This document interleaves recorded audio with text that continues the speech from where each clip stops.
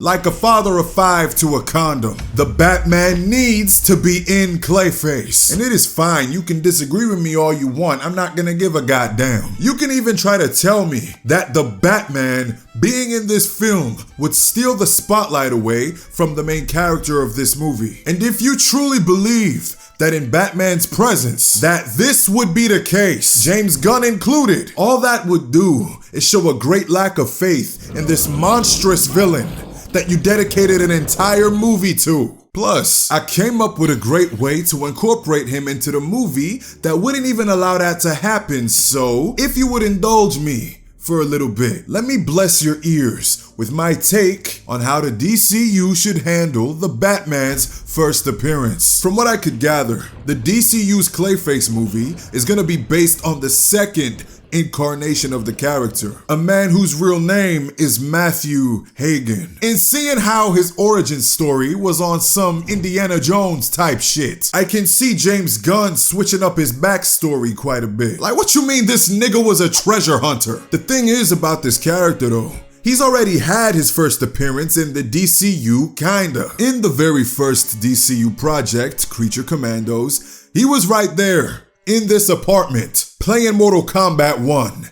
And with that being said, everything that came to him following this scene, he deserved it. Though at the time, he wasn't voiced by Tom Rhys-Harris, the Clayface actor in the movie. He was voiced by Alan Tudyk, and Alan Tudyk's performance got people thinking that there's no way that this was Matt Hagen rather than Basil Carlo. Hence why a nigga said kinda. James Gunn has yet to clarify on this, by the way. Like, bro, we not even getting breadcrumbs out here. The movie is set to come out this year, but I digress. Clayface, in most adaptations, is directly linked to Gotham City. He is one of the Batman's tankiest ops, so when they cross paths, it's a battle, both a physical and a strategic one. Having somebody like Clayface committing murders, property damage, crashing out, and scaring the locals in the Dark Knight's turf, and he's not gonna show up, that is some gross negligence of his people, and the Batman would not stand for that. I've seen Batman pull up to fight Kryptonians and Darkseid on little to no prep time. He will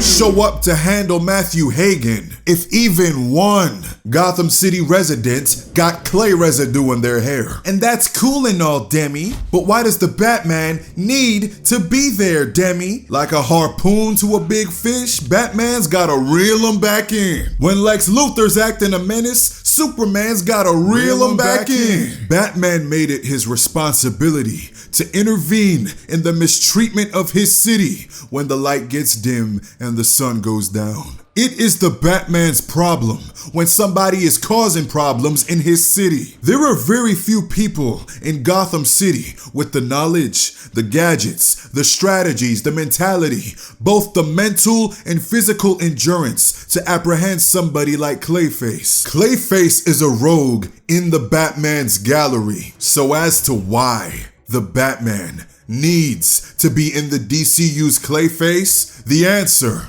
is because the Batman will be needed. And I know what you're thinking. This would absolutely take the spotlight off the main character that this movie is about. And on the first glance, it absolutely would. Allow me to fix that problem for you, Mr. Gunn. The right question to ask: how should the Batman appear? The Batman should not appear at all. It sounds counterintuitive to my entire argument, but just hand me the apron and let me cook. We should see what the common criminal sees, what everybody perceives upon their first encounter with this nocturnal entity. They only see the legend, the fear, the darkness, and the white eyes that pierce through the shadows, causing immense anxiety spikes upon its gaze. His cape draping over the ground he stands on, giving off the illusion that the Batman is something inhuman or supernatural. He should dive in and out of the shadows, causing us as the audience to never once get a good look at him. As he comes to and fro from the dark,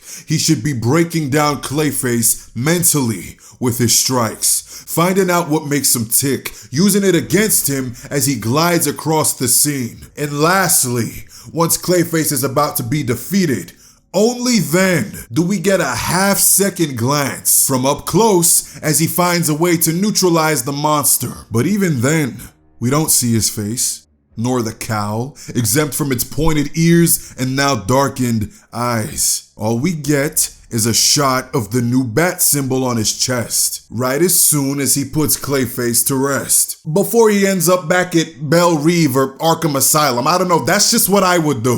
Bruce Wayne does not need to make an appearance in this movie, but I've got an idea on how that could work too. And I'm sorry, but we're getting a bit late into the process, no. At very least, by the time that this movie drops, the Batman should be casted by then. And as to how the movie should end, we should see the fate of whatever happens to Matt Hagen, whatever facility, prison, or asylum they hold him in, with some detail as to what the future in the DCU might lead to. The casual superhero movie ending shtick, Clayface will return in Avengers Doomsday. But in the end credits scene, we hear a voice, one with a familiar cadence, Alfred Pennyworth, holding a conversation with Bruce Wayne by the Bat computer. The camera slowly pans in from the back as Alfred finishes his word and walks away. Batman adjusts himself from leaning on the Bat computer to standing straight up,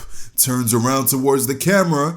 Cinematic Bruce Wayne reveal. To me, that sounds sexy. I'm tired of figuring out who the fuck playing my favorite characters through an Instagram post. Guys, I wanted you to hear this from me first. Apparently, James Gunn just hired the writer of the Birds of Prey movie, infamously known for also writing the canceled Batgirl movie. She is now the alleged writer of the Brave and the Bold DCU movie.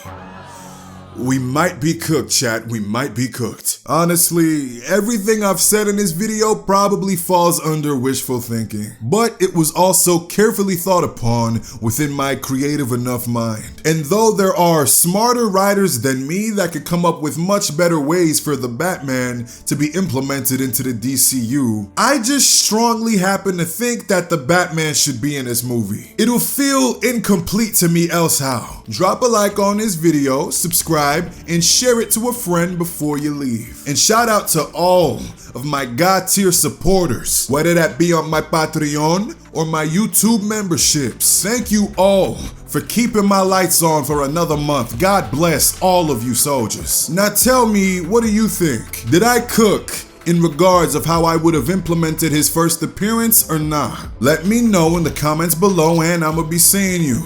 Bye.